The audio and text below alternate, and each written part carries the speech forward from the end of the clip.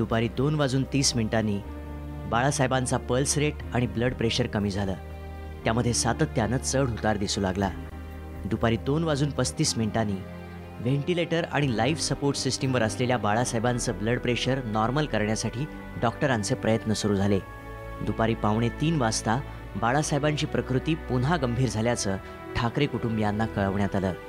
दुपारी 2:55 बाळासाहेबांचा pulse rate खूप कमी झाला. राज ठाकरे यांनाही याबाबत माहिती देण्यात आली. दुपारी 3:15 राज ठाकरे कुटुंबियांसह मातोश्रीमध्ये दाखल झाले. ते थेट बाळासाहेबांच्या खोलीत गेले. दुपारी 3:20 बाळासाहेबांना हृदयविकाराचा झटका आला असल्याचं डॉक्टरांनी कुटुंबियांना सांगितलं.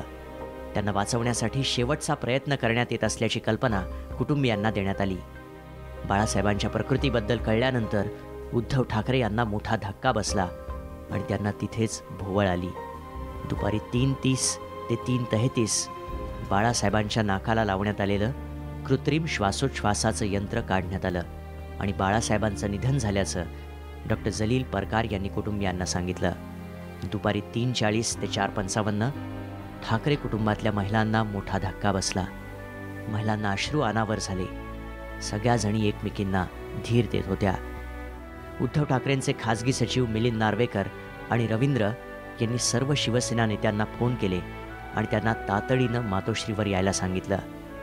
सगळे नेते मातोश्रीवर आल्यानंतर डॉक्टर जलील परकार यांनी माध्यमांच्या प्रतिनिधींना बाळासाहेब ठाकरे यांच्या निधनाची माहिती दिली.